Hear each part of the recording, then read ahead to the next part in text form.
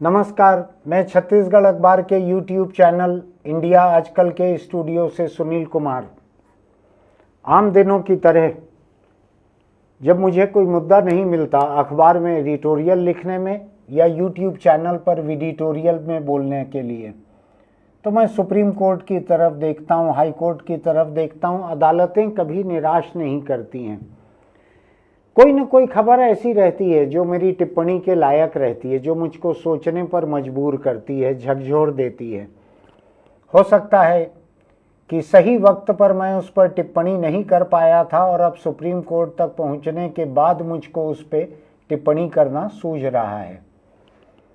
लिख चुका हूं मैं इस बारे में, अखबार में लिख चुका हूं कि बस्तर में किस तरह जो आदिवासी ईसाई बन रहे हैं, मैं उसको धर्मांतरण मानने से और कहने से थोड़ा इनकार कर रहा हूं, ध्यान दीजिएगा। मेरा मानना है कि आदिवासी न हिंदू थे न ईसाई थे, वो आदिवासी थे। अब जब वो ईसाई बन रहे हैं तो वो ईसाई बन रहे हैं, एक धर्म छोड़कर दूसरे धर्म में नहीं जा रहे हैं। वो पहली बार एक शहरी संगठित धर्म को अपना रहे हैं। ऐसे ईसाई जो हैं, इनको लेकर बस्तर के गांवों में जगह जगह एक तनाव खड़ा हो रहा है, क्योंकि पूरा का पूरा कुनबा तो वहीं बसा हुआ है आसपास के गांव में, और पूरा का पूरा कुनबा एक साथ ईसाई नहीं बनता है। परिवार के कुछ लोग बनते हैं, कुछ लोग नहीं बनते हैं। ऐसा बहुत से परिवारों में होता है। मेरे भी परिवार में है कि मेरे परिवार के बाकी लोग धर्मालु हैं, वो ईश्वर को मानते हैं। मैं एक नास्तिक हूँ, कुल कलंक निकल गया, नहीं मानता ईश्वर को मैं। ऐसे बहुत सारे परिवार रहते हैं जहाँ कुछ लोग ईसाई बनते हैं, कुछ लोग आदिवासी बने रहते हैं। और आदिवासी ही क्यों, आपको दलितों में बहुत सारे ऐसे लोग मिलेंगे जिनमें कुछ लोग बौद्ध बने होंगे, कुछ लोग नहीं बने होंगे। ऐसे ही आपको पंजाब के बहुत सारे परिवारों में लोग मिलेंगे, गैर सिख परिवारों में, जहां पर बहुत सारे सैकड़ों हजारों परिवार अपने किसी एक बेटे को सिख बनाते हैं।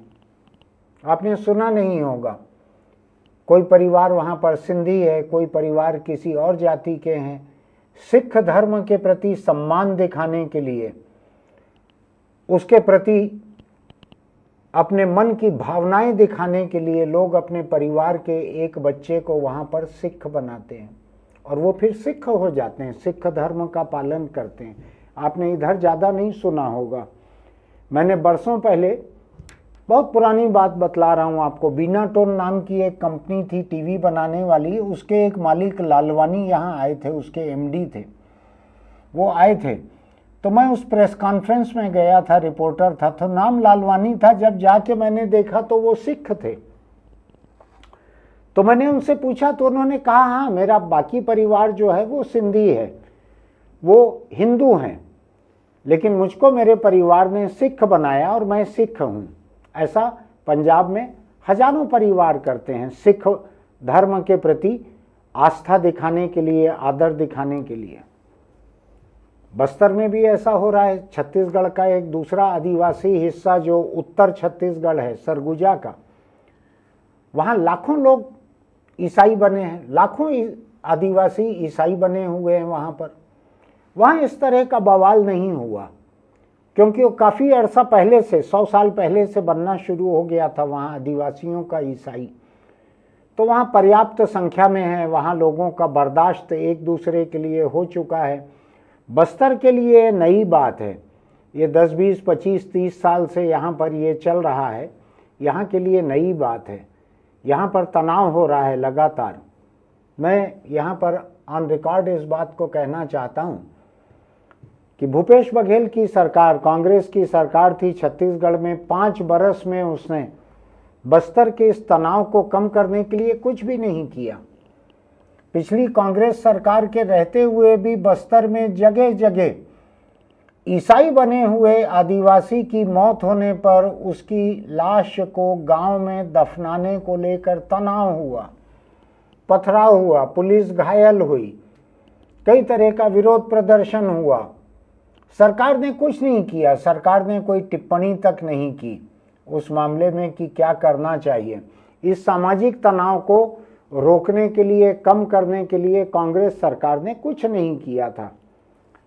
आज भाजपा सरकार जो है वो भी कांग्रेस सरकार से ज़्यादा इस बारे में कुछ करे, ऐसी तो कोई वजह भी नहीं है। तो नतीजा ये निकल रहा है कि बस्तर में, बस्तर जिले के एक गांव है वहाँ का, उसमें एक ईसाई व्यक्ति की मौत हुई। पादरी है, वो आदिवासी है, उसकी मौत हुई। उसके बेटे ने जब गांव के कब्रिस्तान में दफनाने की कोशिश की पिता को, तो गांव वालों ने कहा कि नहीं, ये ईसाई है, इसको हम नहीं दफनाने देंगे गांव के कब्रिस्तान में। ये वहां पर एक सामाजिक टकराव चल रहा है ऐसे आदिवासियों के बीच जो कि या तो ईसाई बन चुके हैं या ईसाई नहीं बने हैं, जिनको हिंदू संगठन अभी हिंदू आदिवासी कहते हैं। मैं उसके बीच में अभी जाना नहीं चाहता हूं कि वो हिंदू आदिवासी हैं कि आदिवासी हिंदू हैं कि सिर्फ हिंदू हैं कि सिर्फ आदिवासी हैं, जो भी होगा। तो जो आदिवासी ईसाई बने हैं और जो नहीं बने हैं, इनके बीच ये टकराव चल रहा है बस्तर के कई गांवों में। कफन दफन से रोका जा रहा है जो आदिवासी बन गए हैं उनको। दूसरी तरफ एक डीलिस्टिंग का आंदोलन चल रहा है जो सरगुजा में भी छेड़ा गया है, बस्तर में भी चलाया जा रहा है।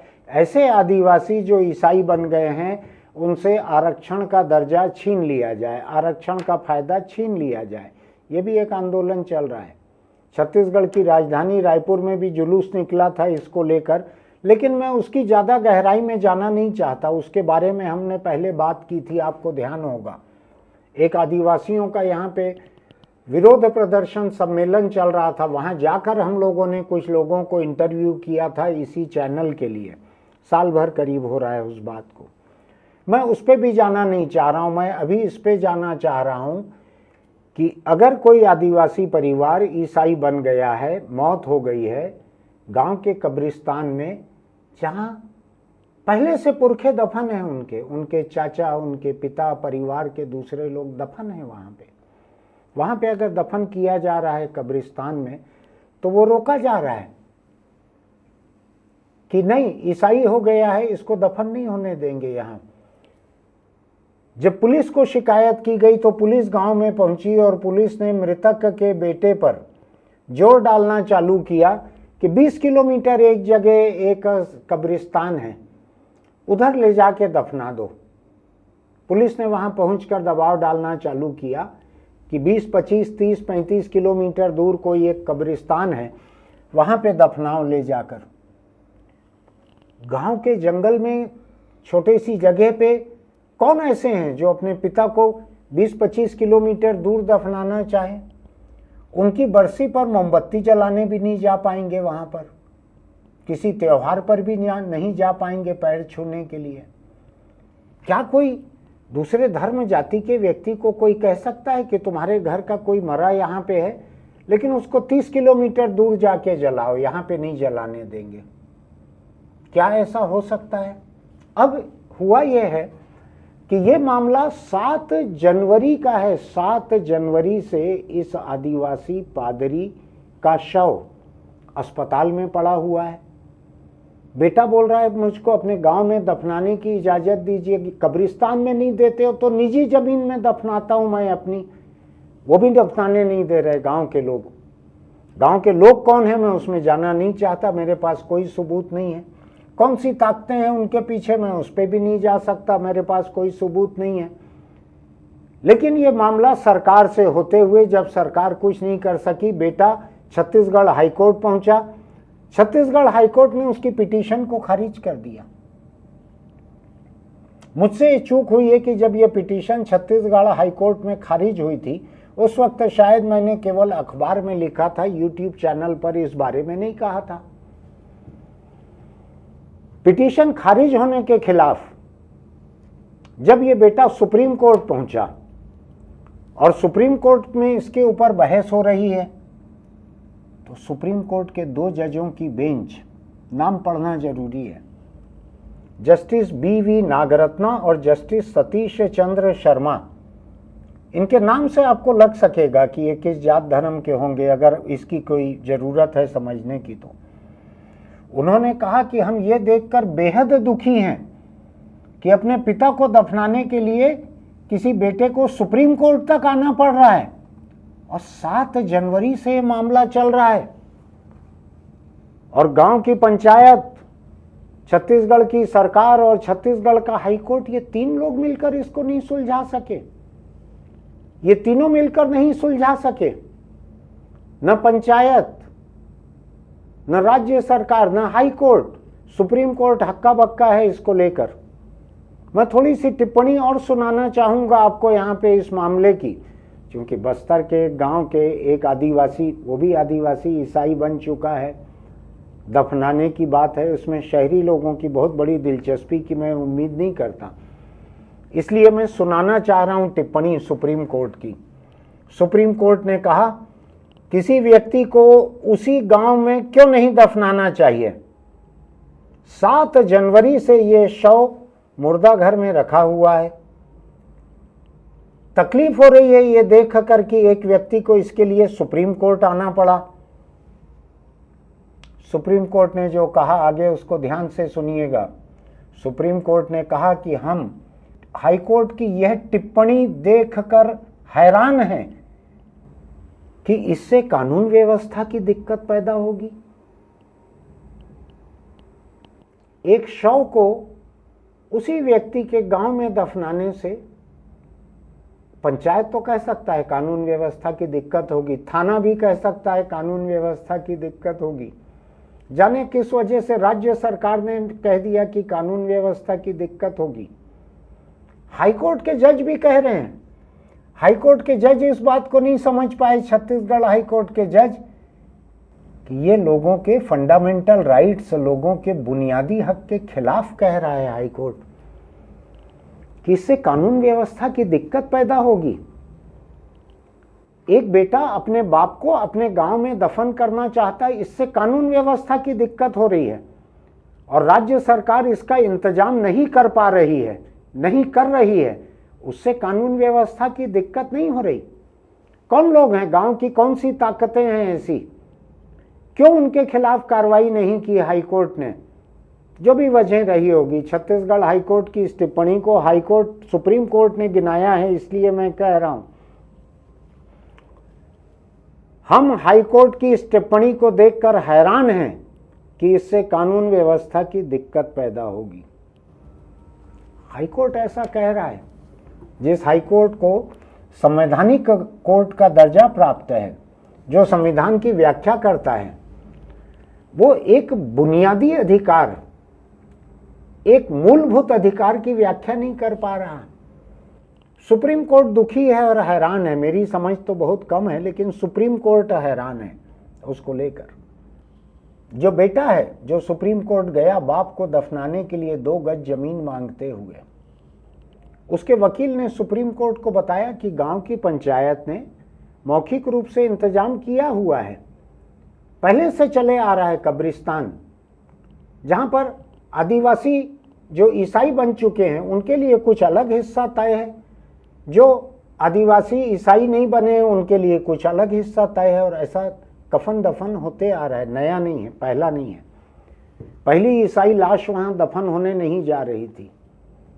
ऐसा मरने वाले के बेटे ने, पादरी के बेटे ने, उनके वकील ने सुप्रीम कोर्ट को कहा है।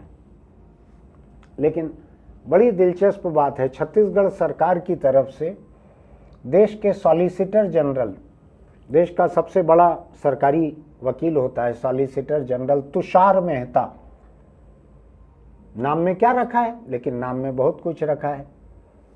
तुषार मेहता ने कहा वहां ईसाइयों के लिए कब्रगाह नहीं है और शव को गांव से 20 किलोमीटर दूर दफनाया जा सकता है।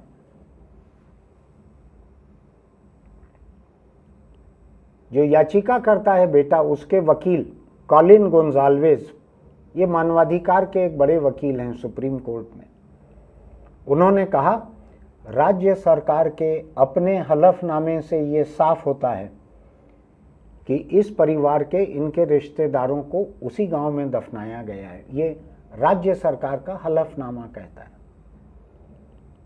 अब ईसाई होने के कारण उनको वहां पे दफनाने नहीं दिया जा रहा।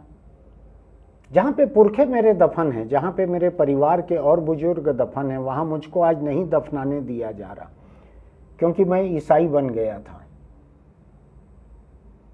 कॉलिन गोंजाल्वेज ने कहा, यह ईसाइयों को बाहर भगाने के अभियान की शुरुआत है। बहुत लोग ऐसा मानते हैं। छत्तीसगढ़ में ईसाई समुदाय के एक बड़े मुखर नेता हैं अरुण पन्नालाल, वो भी इस बात को बार बार कहते हैं। वो अपने YouTube वीडियो बनाकर भी इस बात को सामने रखते हैं। आगे की बात सुनिए, बड़ी दिलचस्प है। भारत के solicitor general Tushar Mehta supreme court को इस मामले में क्या कहते हैं, सुनिएगा ध्यान से जरा। उन्होंने कहा, बेटा अड़ा है कि बाप को गांव की कब्रगाह में ही दफनाएगा ताकि आदिवासी हिंदुओं और आदिवासी ईसाइयों के बीच अशांति हो जाए।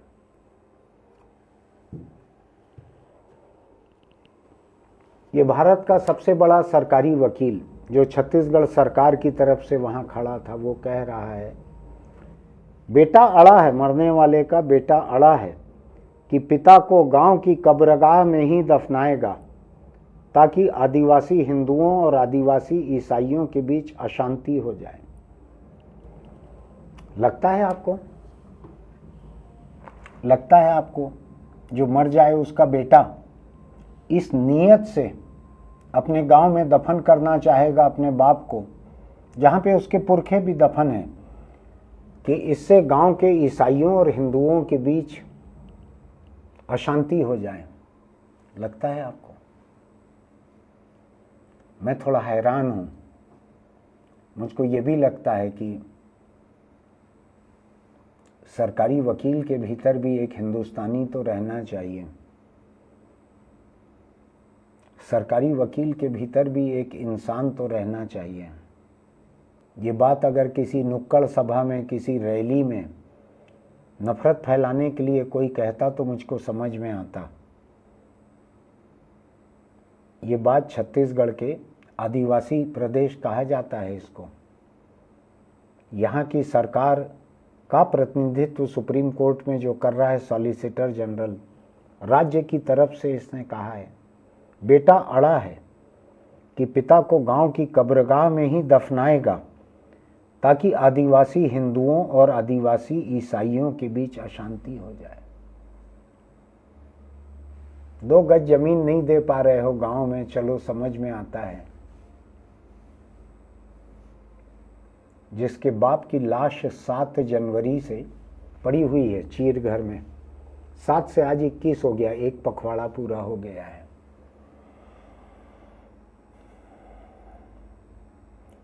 सुप्रीम कोर्ट ने जाने दिल कितना कड़ा करके हाई कोर्ट के जजों के बारे में ये टिप्पणी की होगी। कहा है, हम हाई कोर्ट की टिप्पणी देखकर हैरान हैं कि इससे कानून व्यवस्था की दिक्कत पैदा होगी। सरकारी वकील जो कह रहा है राज्य की तरफ से, उसको सुनिए। पीढ़ी दर पीढ़ी जिस गांव में लोग रहते आए हैं, आज उसके ईसाई बनने से उस गांव के कब्रिस्तान में, उस गांव की निजी जमीन पर भी, उस आदिवासी के निजी खेत, निजी जमीन पर भी उसको दफनाने नहीं दिया जाएगा। किस तरफ बढ़ रहे हैं हम? सुप्रीम कोर्ट के 2 जज याद दिला रहे हैं। सुप्रीम कोर्ट के 2 जजों ने यह कहा है कि यह देखकर दुख है कि बेटा बाप को दफना नहीं पा रहा है। सोच के देखिएगा क्या होना चाहिए। मैं तो न जज हूं न वकील हूं, मैं बहुत मामूली सी कानूनी समझ वाला एक इंसान हूं। अपने दिल की बात कहने के लिए यहाँ खड़ा होता हूं। आज अगर कोई कहे मुझसे या मेरे परिवार को कि ये गुजर गए हैं, आपके पिता दादा गुजर गए हैं, इस गांव में अंतिम संस्कार नहीं होगा, 20 किलोमीटर दूर ले जाकर अंतिम संस्कार करो। और चलिए, हिंदुओं का अंतिम संस्कार तो फिर भी अंतिम संस्कार के दूसरे तीसरे दिन हड्डियां बीन लेते हैं, उसके बाद उस श्मशान से कोई रिश्ता नहीं रह जाता। लेकिन जिन समाजों में लोगों को दफन करते हैं, चाहे वो आदिवासी हों, चाहे आदिवासी ईसाई हों, चाहे वो गैर आदिवासी ईसाई हों, चाहे कबीरपंथी हों, चाहे मुस्लिम हों, जहाँ दफन करने का रिवाज है वहाँ तो कब्र और कब्रिस्तान ये मायने रखता है। लोग जाते हैं, साल में 1, 2, 3 दिन कोई ऐसे रहते हैं जब जाते हैं, कोई सुख के दुख के त्योहार रहते हैं उस वक्त जाते हैं वहाँ। कुछ लोग जाके प्रार्थना करते हैं, कुछ लोग मोमबत्ती जलाते हैं, अलग अलग रिवाज होंगे, जाते हैं लोग। किसी बेटे को उसके बाप की लाश दफन करने के लिए उसके अपने गांव में न कब्रिस्तान में न निजी ज़मीन पे अपने खेत में 2 गज ज़मीन नहीं मिल रही, उसकी इजाज़त नहीं मिल रही, प्रदेश का हाई कोर्ट उनके किसी काम नहीं आ रहा, क्या कहा जाए इसको। मैं नहीं जानता, मैं राजनीति की बात नहीं करता, मैं पार्टियों की बात नहीं करता। आज यहाँ भाजपा की सरकार है, 5 साल यहाँ कांग्रेस की सरकार थी। उन 5 वर्षों में ऐसे मामले बार बार आए। कुछ जगहों पर हिंसा हो गई, एक आध जगह पुलिस का एसपी शायद घायल हो गया पथराव में, जगह जगह तनाव हुए। कांग्रेस पार्टी के नेताओं ने कुछ नहीं किया इस तनाव को कम करने के लिए। कांग्रेस की सरकार ने उस वक्त कुछ नहीं किया। आज की सरकार इसको निपटाने के लिए, सुलझाने के लिए कुछ नहीं कर रही। और अब जो सुप्रीम कोर्ट ने कहा है कि छत्तीसगढ़ का हाई कोर्ट जो है वो भी निराश कर रहा है सुप्रीम कोर्ट को। हाई कोर्ट की यह टिप्पणी देखकर हम हैरान हैं कि इससे कानून व्यवस्था की दिक्कत पैदा होगी। तो आप किसके साथ हैं? हाई कोर्ट किसके साथ है? कानून व्यवस्था की दिक्कत कौन पैदा कर रहे हैं? कब्रिस्तान सार्वजनिक जगह, निजी जगह, वहां पर दफन करने का हक किसका है, किसका नहीं है? जो लोग किसी के जायज और बुनियादी हक के खिलाफ वहां पर एक भीड़ तंत्र बना रहे हैं, विरोध कर रहे हैं, एक अकेले ईसाई नौजवान का उसके बाप को दफन करने से जो लोग विरोध कर रहे हैं, वो वहां पर कानून व्यवस्था की दिक्कत पैदा कर रहे हैं कि जो दफन करना चाहता है वो दिक्कत पैदा कर रहा है। मैं एक बार फिर चलते चलते एक बार फिर आपके दिमाग में ये बात गूंजते रहना चाहिए। एक बार फिर मैं याद दिलाना चाहूँगा, भारत के सबसे बड़े सरकारी वकील सॉलिसिटर जनरल तुषार मेहता, ओहदा भी सुन लीजिएगा, सॉलिसिटर जनरल तुषार मेहता छत्तीसगढ़ सरकार की तरफ से खड़े हुए थे सुप्रीम कोर्ट में। उन्होंने कहा बेटा अड़ा है कि बाप को गांव की कब्रगाह में ही दफनाएगा ताकि आदिवासी हिंदुओं और आदिवासी ईसाइयों के बीच अशांति हो जाए।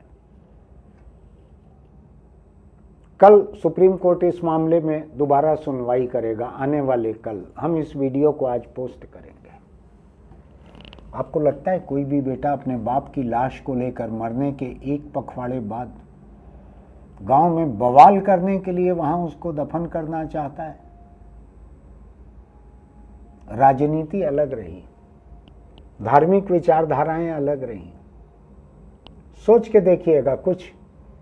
मुझको ऐसा लगता है कि इंसानियत जो है, जिसको इंसानियत हम कहते हैं, हालांकि सभी किस्म की हैवानियत इन्हीं इंसानों के भीतर की ही चीज है, जिसको हम इंसानियत के बेहतर मूल्य कहते हैं, मैं उस पर आता हूँ। जिसको हम इंसानियत की खूबियाँ कहते हैं, खामियाँ भी बहुत सारी हैं। जिसको हम इंसानियत की खूबियाँ कहते हैं, मैं आपको बताऊं, वो खूबियाँ लोकतंत्र के भी पहले शुरू हो चुकी थीं। वो खूबियाँ हिंदू और ईसाई धर्म के आने के पहले शुरू हो चुकी थीं। जिन आदिवासियों की हम बात कर रहे हैं, ये हिंदुस्तान के, छत्तीसगढ़ के पहले बाशिंदे हैं। सबसे पहले हिंदुस्तानी यही लोग हैं, यही मूल निवासी हैं इस जमीन के। जिस दिन ये मूल निवासी बने, ये 10 हजार साल पहले की बात है। 10 हजार साल पहले जब ये मूल निवासी बने यहाँ के, उस वक्त न कोई हिंदू धर्म था, न कोई ईसाई धर्म था। ये इंसान थे, आदिवासी थे, इंसान थे। आज उनके ऊपर ये तोहमत लग रही है कि बेटा अपनी बाप की लाश को इस्तेमाल कर रहा है ताकि हिंदू और ईसाई लोगों के बीच वहाँ तनाव खड़ा हो सके। सोच के देखिएगा कि हिंदू और ईसाई ये तबके जब बने हैं, इसके दसियों हजार साल पहले से ये आदिवासी हैं। आज आपको लग रहा है कि बेटा बाप की लाश को हथियार की तरह इस्तेमाल कर रहा है दंगा करवाने के लिए। मैं नहीं जानता कि तुषार मेहता को ये नैतिक साहस कहाँ से मिला इस तरह की बात कहने का। मैं नहीं जानता वो सरकार के वकील हैं, क्या ये उन्होंने जो कहा है क्या सरकार ऐसा कहना चाहती है? मुझको तो नहीं लगता है। मुझको लगता है कि केस जीतने के लिए वकील कई बार अपने मुवक्किल की कही हुई बातों से आगे बढ़कर कहता है। मुझको नहीं लगता कि ये छत्तीसगढ़ की सरकार कह सकती है, आदिवासी प्रदेश है, ये मुख्यमंत्री विष्णुदेव साय आदिवासी हैं, यहाँ की सरकार वकील को कहे कि ऐसा कहो, ऐसा मुझको नहीं लग रहा है। वकील ने कहा है, ये तो सुप्रीम कोर्ट का रिकॉर्ड कहता है। सोच के देखिएगा क्या किया जाना चाहिए, क्या बुनियादी हक होने चाहिए, क्या सही है, क्या गलत है। मैं जो कह रहा हूँ क्या इसमें भी कुछ गलत है? सोच के देखिएगा। बहुत नफरत से मत सोचिएगा। नफरत जो है आपके आने वाली कई पीढ़ियों तक चली जाएगी आपके डीएनए में। और मैं आपको एक बात बतला सकता हूँ कि अगर हम सब की नफरत अगली कई पीढ़ियों तक चली जाएगी तो हमारे आने वाली पीढ़ियाँ जो हैं हमारी दी हुई वसीयत जायदाद में रह भी नहीं पाएगी, सड़क पे किसी दंगे में मारी जाएगी। इसलिए थोड़ा मोहब्बत से सोच के देखिएगा नफरत के बजाय। बस फिर मिलेंगे। मेरे पास कहने को इससे ज़्यादा कुछ नहीं है। मैं थोड़ा विचलित भी हूँ अभी इसको सुनकर। आपको मेरी बात ठीक लगे तो हमारे YouTube चैनल इंडिया आजकल को सब्सक्राइब कीजिएगा, नोटिफिकेशन की बटन दबाइएगा, लाइक कीजिएगा, टिप्पणी कीजिएगा इस पर। दोस्तों को लिंक भेजिएगा, क्योंकि वो हिंदू हो, मुस्लिम हो, किसी भी धर्म के हों, उनको पता रहना चाहिए कि एक ऐसा दिन आ सकता है जब वो अपने माँ बाप का अंतिम संस्कार भी अपने रिवाज से अपने इलाके में नहीं कर पाएंगे। आ सकता क्या है, आ चुका है ऐसा दिन। कौन जिम्मेदार हैं आप सोच के देखिएगा। इसका क्या इलाज हो सकता है सोच के देखिएगा। मेरे पास आज किसी नसीहत के लिए दिमाग नहीं है, कुंद हो गया है दिमाग इस पूरी खबर को पढ़कर। नफरत से दूर रहिएगा, अपने बच्चों को नफरत से दूर रखिएगा। इंसान सब एक जैसे हैं ऐसा मानकर चलिएगा। बस यही नसीहत है आज। फिर मिलेंगे।